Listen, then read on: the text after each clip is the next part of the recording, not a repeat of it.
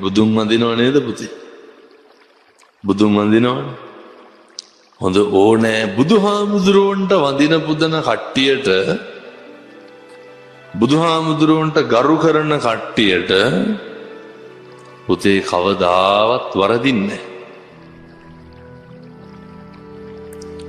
බුද්ධ වන්දනාව හොඳට කරන කට්ටියට හොඳට ඉගෙන ගන්න පුළුවන්. හොඳට ඉගෙන ගන්න පුළුවන්, අනාගතයේ හොඳට දීප්තිමත් වෙනවා. ඒ හින්දා හොඳට බුද්ධ වන්දනාව කරන්න. ඔය නුවර තියෙනවා පුතේ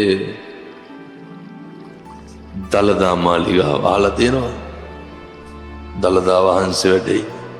දළදා වහන්සේ කියලා කියන්නේ අපේ බුදුහාමුදුරුවන්ගේ දන්ත ධාතුව.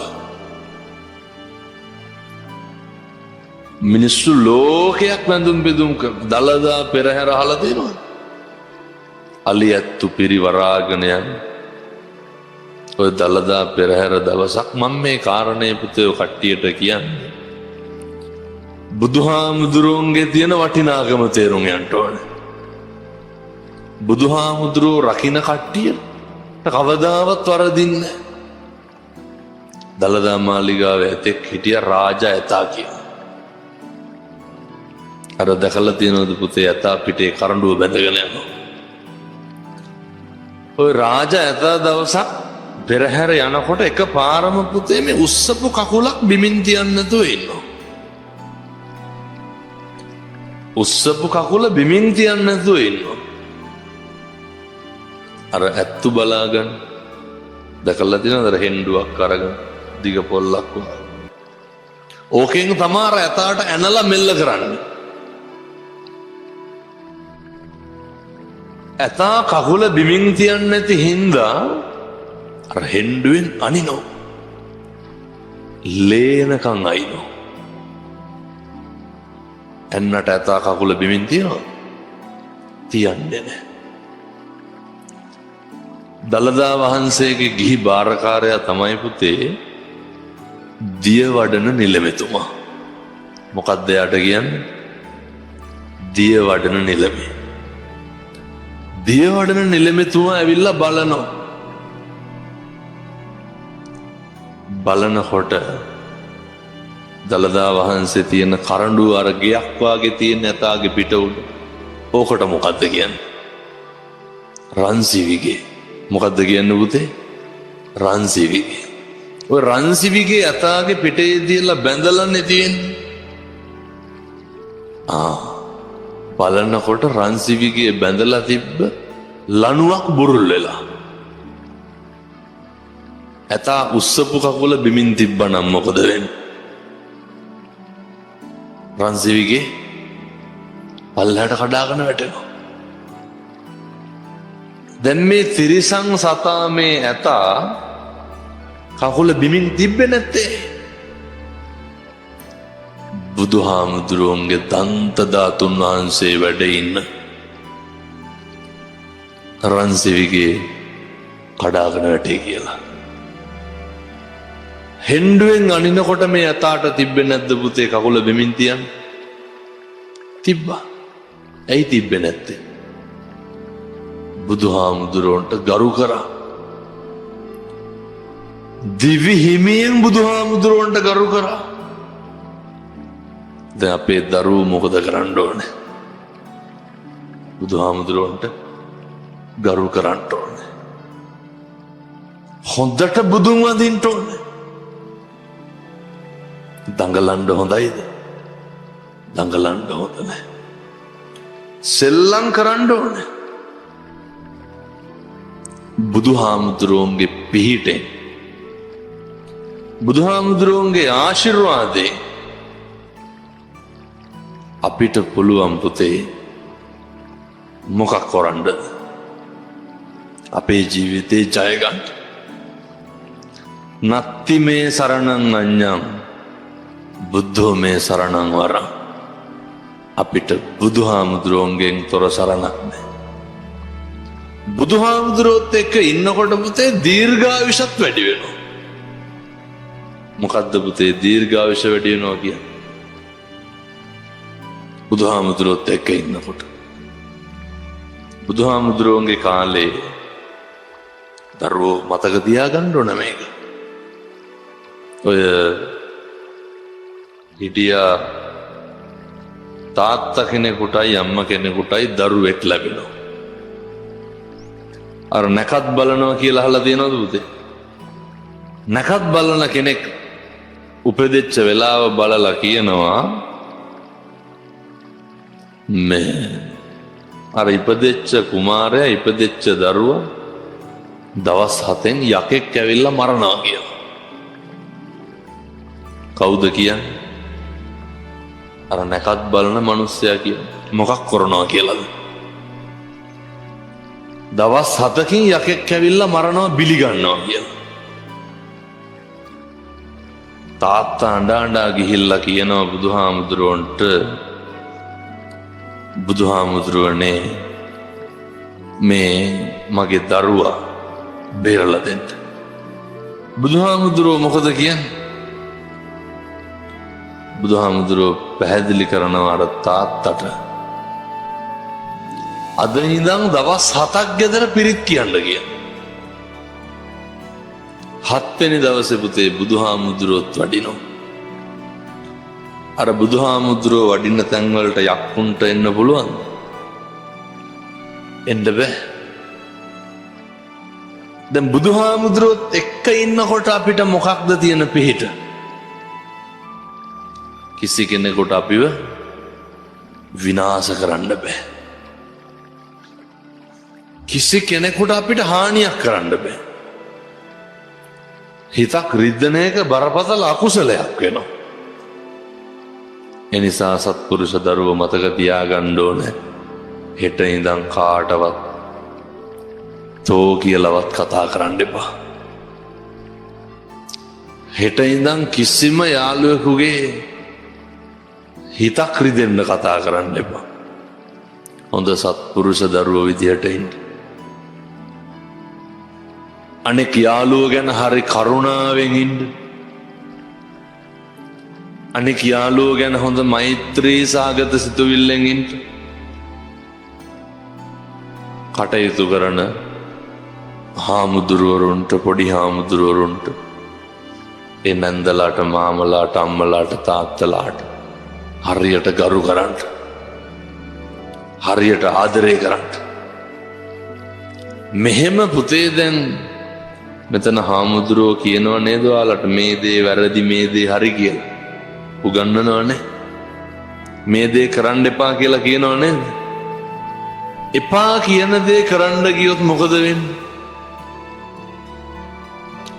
අර අහලා තියෙනවද පුතේ ගෙම්බිටයි මීයටයි වෙච්ච දේ? මීයාගේ ගෑනු සතාට මොකක් කියලාද කියන්නේ? ගෙම්බගේ ගෑනු සතා කවුද? ගෙම්බි. ඔය කැලේක ඉන්නවා ගෙම්බියෙකුයි මීයෙකුයි.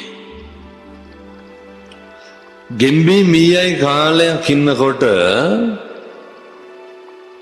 ගෙම්බි මීයගේ ප්‍රේම සම්බන්ධයක් පටන් දෙන්න යාළු වෙනවා. කවුරුද යාළු වෙන්නේ? ගෙම්බි මීයයි. දැන් මේ කසාද ගැලපෙනවද? ගෙම්බි බඳින්න ඕන ගෙම්බෙක් නෙමෙයිද? ගෙම්බෙක්.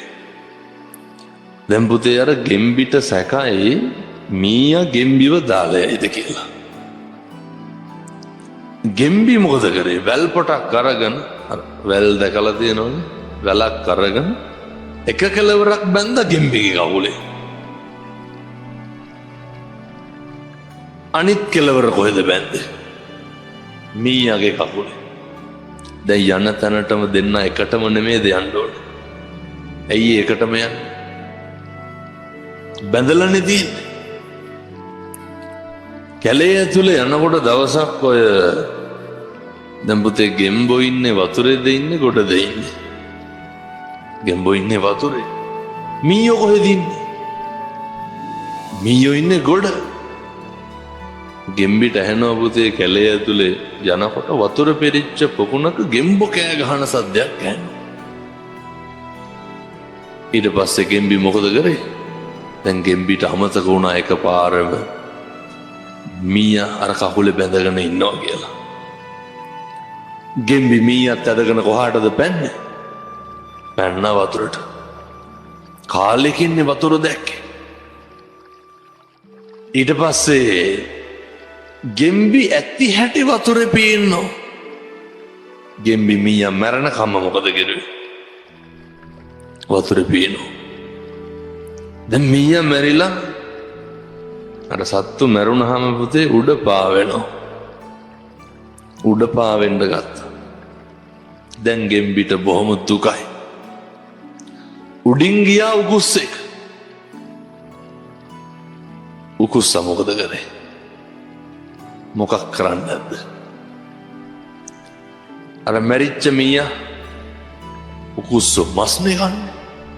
උකුස්සා ඇවිල්ලා අර මැරිච්ච මීයා අල්ලගෙන ගියා.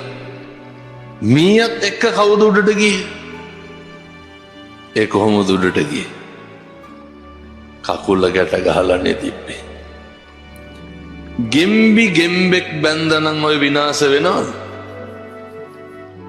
මීයාට හරියන කසාදයක් කරගත්තා නම් මොකද වෙන්නේ? අතට ජීවත් වෙනවා. මේ ලෝකේ තියෙනව නේද පුතේ අර නොකල යුතු දේවල් කියලා? කරන්න එපා කියන දේවල් කරනකොට මොකද්ද වෙන්නේ? හරියනවද වරදිනවද? එහෙනම් මේ දරුවෝ හෙට ඉඳන් මොකද කරන්න ඕනේ? එපා කියන දේවල් නොකර ඉන්න ඕනේ. මේ දරුවෝ හෙට ඉඳන් හාමුදුරුවෝ කියන එක අපි බලාගන්න උදවිය කියන එක අහන්න ඕනේ. බෝසත් ගුණ තියෙන්න ඕනේ. මැස්සෙක් මදුරුවෙක් වතුර එක්කට වැටිලා හිටියොත් මොකද කරන්න ඕනේ? උඩට අරගෙන මුදාහරින්න ඕනේ. කුඹියෙක්වත් මරන්න හොඳයිද? පින්වත් දරුවනේ මතක තියාගන්න. මදුරුවෙක්වත් මරන්න එපා. යාළුවෙකුගේ හිතක් රිද්දන්න හොඳයිද? හිතක් රිද්දන්න එපා. යාළුවන්ට කවටකම් කරන්න හොඳයිද? කවටකම් කරන්න එපා. බෝසත් දරුවෝ විදියට ඉන්න ඕනේ. දැන් පුතේ මෙහෙම දේශනා කරන්න හේතුවක් තියෙනවා. මොකද්ද? මම අර මුලින් මතක් කරපු විදිහට අපිට හොඳට යන්න එන්න ඇවිදින්න කතා බහ කරන්න පුළුවන්. ඔය අපේ රටේ තියෙනවා පුතේ ඔය අබ්බගාත නිවාස කියලා. මම දැන් අවුරුදු 3කට විතර කලින් ඔය එකට ගොඩ වුණා. එක මාම කෙනෙක් හිටිය අවුරුදු 35ක් විතර ඇති. ඒ අවුරුදු 35ටම පුතේ වතුර එකක් අතින් අරන් බීලා තිබ්බේ නැහැ. පැහැදිලිද? ඒ අවුරුදු 35ටම දැන් මේ දරුවන්ට පුළුවන් නේද බත් එක අතින් අනාගෙන කන්න? අර මාවට බත් එක අතින් අනාගෙන කන්න බෑ. මොකද ඒ බැරි? අත් දෙකයි කකුල් දෙකයි කට ගාවට වකුටු වෙලා. කොච්චර පව් කරලා ඇද්ද? කොච්චර අකුසල් කරලා ඇද්ද සංසාරේ? සත්තුන්ට ගහලා, සත්තුන්ගේ අතපය කඩලා, හිරිහැර කරලා, අනුන්ට දුක් දීපුවාම මේ සංසාරේ මොකද වෙන්නේ? දුක් විඳින්න වෙනවා. මේ සංසාරේ අතපය නැතුව උපදිනවා. දැන් මේවා දිහා බලලා මේ පින්නත් දරුවෝ මොකද කරන්න ඕනේ? හොඳ වාග්යවන්ත ජීවිතයක් ගෙවන්න ඕනේ. කොහොමද ඔය ජීවිතෙන් ඊළඟට මම පැහැදිලි කරන්නේ? මේ වැඩක් ගන්නෙ කොහොමද? ඔය මේ දරුවෝ අහලා තියෙනවද? ජපානයේ කියලා රටක් තියෙනවා. අහලා තියෙනවද? ඔය රටේ ඉන්නවා එක පුතෙක්. මේ ලංකාවේ දැන් අවුරුදු 15කට විතර කලින් ඔය උසස් පෙළ විභාගය ලියන්න ඒ පුතාගේ තාත්තා LTT එකේ මැරුවා. LTT එක කියන්නේ ලංකාවේ කාලයක් තිබ්බ කොටි ත්‍රස්තවාදය. මැරුවා. මේ පුතා තනි වුණා. තනි වුණාට පස්සේ මේ බොහෝම අමාරුවෙන් ඉගෙනගෙන උසස් පෙළ විභාගෙ ලියලා විශ්වවිද්‍යාලයට තේරුණා. විශ්වවිද්‍යාලේ ඉන්නකොට පුතේ ද මෙතන ඉන්න දරුවෝ විශ්වවිද්‍යාලය යන්න කැමති නැද්ද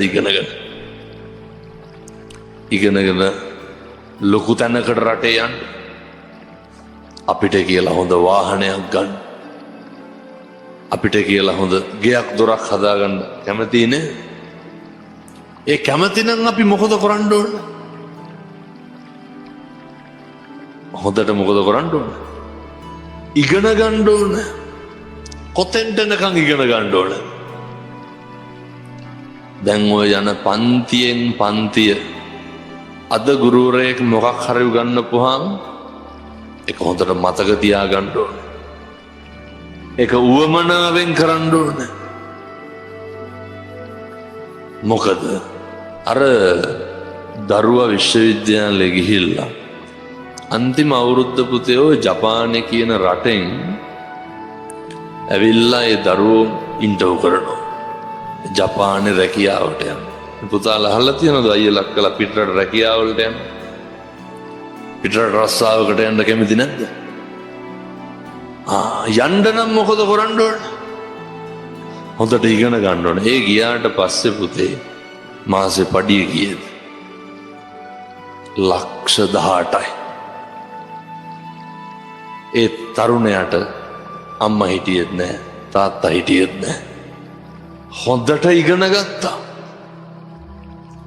මේ දරුවෝ හරි භාග්‍යවන්තයි පින්වන්තයි කියලා පැහැදිලි කරේ අපිට කිසිම අඩුපාඩුවක් නෑ. අපිට මෙතන ඉඳන් මොකද්ද පුතේ කරන්න තියෙන එකම වැඩේ? ඉගෙන ගන්න එක විතරයි. දැන් මේ දරුවන්ට සල්ලි හොයන්න තියෙනවද? රස්සා කරන්න තියෙනවද? අපිට තියෙන්නේ කෑම ටික කාලා පාඩම් කරලා ඉගෙනගෙන නිදාගන්න නැද්ද? එතකොට අපි වාසනාවන්ත නැද්ද? අපි භාග්‍යවන්ත නැද්ද? මේ වාසනාවෙන් භාග්‍යවන්තකමෙන් හොඳට වැඩක් ගන්න ඕන. තව අවුරුදු 10ක් 15ක් යනකොට මේ දරුවෝ මේ ලෝකෙ හොල්ලන්න පුළුවන් විශිෂ්ට පුද්ගලයෝ බවට පත් වෙන්න ඕන.